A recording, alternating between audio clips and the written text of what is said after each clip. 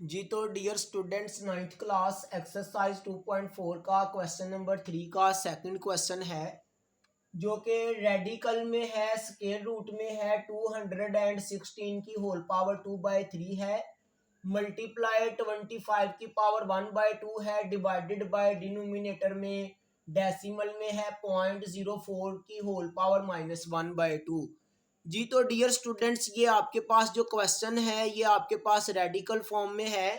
तो सबसे पहले हम यहाँ पर लिखेंगे सॉल्यूशन, स्टार्ट पे इक्वल लगा लेंगे। ये आपके पास जो रेडिकल फॉर्म है इसके अंदर जो 216 है इसकी हम जो है वो फैक्टराइज करेंगे और इसको एक्सपोनेंशियल फॉर्म में लिखेंगे। 216 की फैक्टराइज के लिए 2 1 दा 2 0 आ जाएगा, 1 इधर कैरी चला जाएगा, 2 8 दा 16, 2 5 दा 10, 2 4 दा 8, 2 1 सॉरी 2 2 दा 4, 1 इधर कैरी आ जाएगा, 14 हो जाएगा, तो 2 7 दा 14, 3 9 दा 27, 3 3 दा 9, 3 1 दा 3। Dear students, there are 3 time जो है वो 2 है एंड देर आर 3 टाइम जो है 3 है। तो स्टूडेंट्स आप लिखेंगे 2 की पावर 3 मल्टीप्लाई 3 की पावर 3 होल पावर जो है 2/3 आ जाएगी, मल्टीप्लाई 25 जो है डियर स्टूडेंट्स इसको हम लिखेंगे 5 की पावर 2, चूंकि 25 5 का स्क्वायर होता है। बेसिकली डियर स्टूडेंट्स, हम इस क्वेश्चन को सोल्व कर रहे हैं लॉ ऑफ एक्सपोनेंट्स से, यानी एक्सपोनेंट के कवानीन को, एक्सपोनेंट्स के लॉज को यूज करके। और उसके लिए सबसे पहले आपको जो गिवन वैल्यूज हैं उनको एक्सपोनेंशियल फॉर्म में लिखा आपने, और जो होल एक्सपोनेंट्स थी ब्रैकेट से बाहर एक्सटर्नल वाली वो हम एज इट इज लिख रहे हैं। जस्ट हमने ब्रैकेट के इंटरनल में जो वैल्यूज थी उनको एक्सपोनेंशियल फॉर्म में लिखा। न्यूमरेटर में फर्स्ट स्टेप में, डिवाइडेड बाय में भी स्टूडेंट्स डिनोमिनेटर में देखें तो आपके पास डेसिमल में है 0.04। तो अब आप क्या करेंगे, 0.04 को फ्रैक्शन फॉर्म में कन्वर्ट करने के लिए पॉइंट का डिवाइडेड बाय में डिनोमिनेटर में 1 यूज करेंगे। आफ्टर पॉइंट के जितने डिजिट्स होते हैं डिवाइडेड बाय में उतने जीरो लगा लिए जाते हैं। ऊपर आपके पास है 0.04, तो हम स्टूडेंट्स जस्ट 4 लिखेंगे, पॉइंट एंड जीरो इसको हम नहीं लिखेंगे, होल पावर आ जाएगी -1/2। जी तो डियर स्टूडेंट्स, अब आप क्या करेंगे, जो इंटरनल वाली एक्सपोनेंट्स हैं एक्सटर्नल वाली एक्सपोनेंट्स के साथ मल्टीप्लाई कर देंगे, जैसा कि यहाँ पे मैं करने लगा हूँ। डियर स्टूडेंट्स, आप क्या करोगे, 2 की एक्सपोनेंट 3 इसको मल्टीप्लाई कर दोगे 2/3 के साथ, मल्टीप्लाई 3 की एक्सपोनेंट 3 इसको मल्टीप्लाई कर दोगे 2/3 के साथ, ये मल्टीप्लाई का साइन एज इट इज। 5 की एक्सपोनेंट 2 है इसको मल्टीप्लाई कर दोगे 1/2 के साथ, डिवाइडेड बाय में आप स्टूडेंट्स जो आपके पास है 4, इसको आप कर सकते हैं 2 की पावर 2 डिवाइडेड बाय 10 को आप कर सकते हैं 100 को आप कर सकते हैं 10 की पावर 2।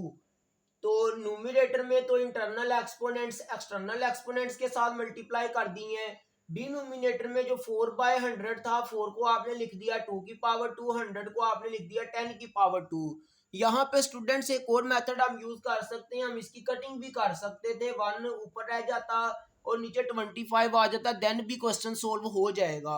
लेकिन चूंकि मैंने बताया है मैं लॉ ऑफ एक्सपोनेंट्स को यूज करते हुए कर रहा हूँ, तो इसलिए मैंने ईच वैल्यू, जो भी वैल्यू एक्सपोनेंशियल फॉर्म में लिखी जा सकती है उस वैल्यू को हमने एक्सपोनेंशियल फॉर्म में यानी एक्सपोनेंट में पावर में जो है वो लिख लिया।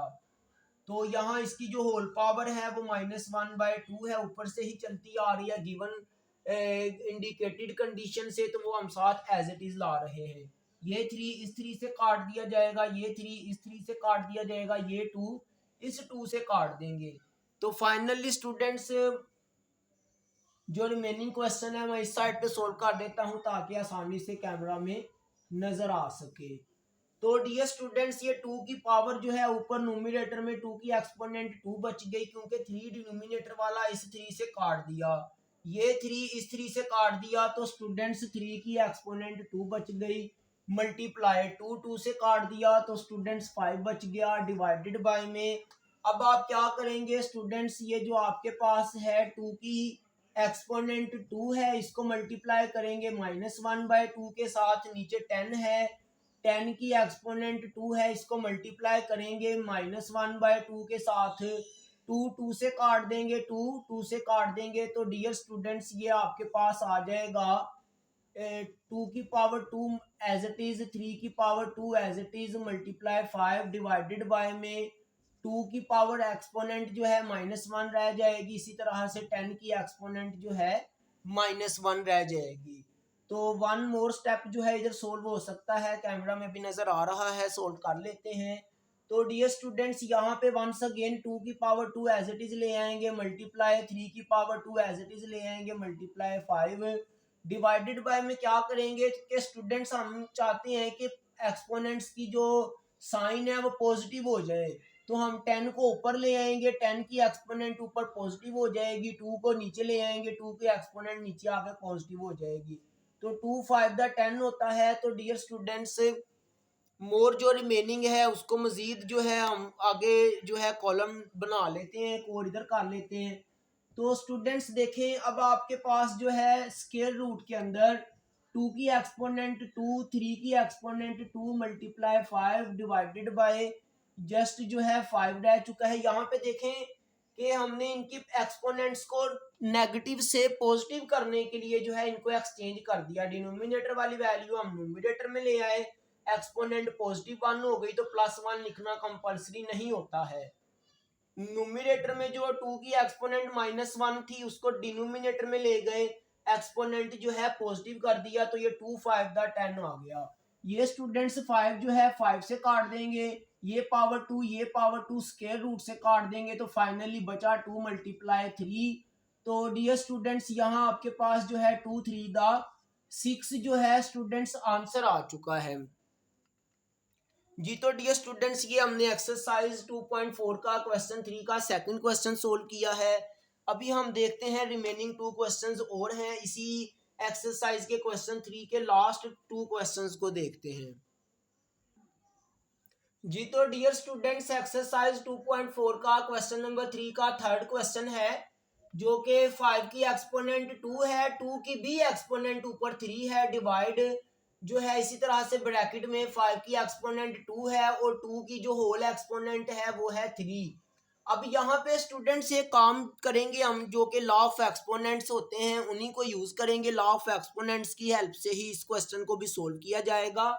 तो देखिए स्टूडेंट्स, सबसे पहले हम यहाँ लिख लेंगे सोल्यूशन या इवेल्युएशन लिख लेंगे, डिपेंड यू, हमने सोल्यूशन लिख लिया।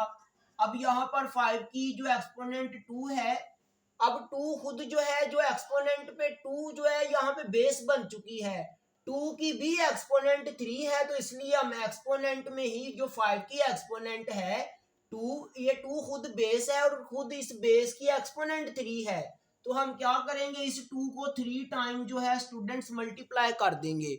यहाँ पर जो है 5 फाइनल बेस है, 5 के ऊपर जो एक्सपोनेंट 2 है, 2 की भी एक्सपोनेंट 3 थी, इसलिए हमने 2 को 3 टाइम मल्टीप्लाई कर दिया।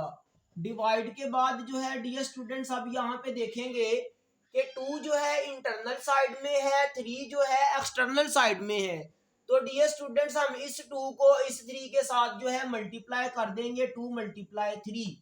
तो अब स्टूडेंट्स यहाँ पे आपके पास 2 2 4 4 2 8 आ जाएगा, डिवाइड का साइन 2 3 6 आ जाएगा। Dear students base are same, जब आपके पास दो सेम बेस के बिटवीन में डिवाइड का साइन आता है तो एक्सपोनेंट्स जो है माइनस हो जाती हैं, सबट्रैक्ट हो जाती है। तो स्टूडेंट्स यहाँ पे 5 की एक्सपोनेंट 8 से माइनस कर दोगे 6 को, तो फाइनली रिमेनिंग जो है 5 की एक्सपोनेंट जो रहेगी वो 2 रहेगी। तो 5 की एक्सपोनेंट 2 का मतलब है स्टूडेंट्स के आपके पास 5 5 25 जो है आंसर आ चुका है इस क्वेश्चन का। अब इसी का एक्सरसाइज 2.4 में क्वेश्चन 3 का जो लास्ट क्वेश्चन है यानी फोर्थ वाला क्वेश्चन, इसको देखते हैं। क्वेश्चन आपका यहाँ तक है जो कि x की एक्सपोनेंट 3 की भी एक्सपोनेंट 2 है, आगे उसने कोमा लगा के बताया हुआ है कि x नॉट इक्वल टू 0 यानी x इक्वल 0 के नहीं है।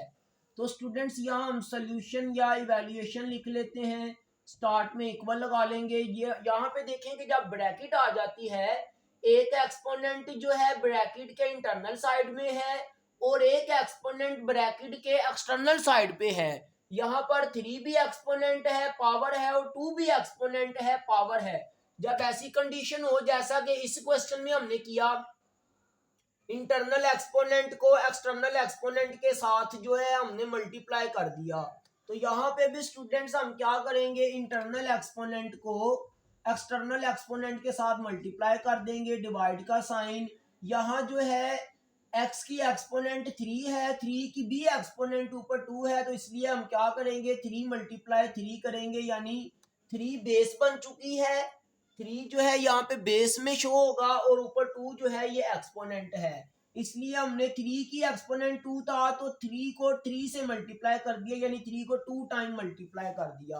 अगर ऊपर 3 के 4 एक्सपोनेंट होती तो 3 को हमने 4 टाइम मल्टीप्लाई करना था, तो ये 3 टू द 6 आ जाएगा, डिवाइड का साइन, 3 3 द 9 आ जाएगा। तो dear students, base are same, जब दो सेम बेस के बिटवीन में डिवाइड होता है तो एक्सपोनेंट्स को माइनस किया जाता है।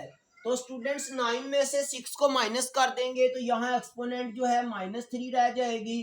अब इसको जो है डियर स्टूडेंट्स, एक्सपोनेंट को नेगेटिव से पॉजिटिव बनाने के लिए डिवाइडेड बाय में ले जाओगे, ऊपर न्यूमरेटर में आपके पास जो है 1 बच जाएगा, तो 1/x⁻³ जो है ये फाइनली स्टूडेंट्स आपके पास आंसर आ चुका है।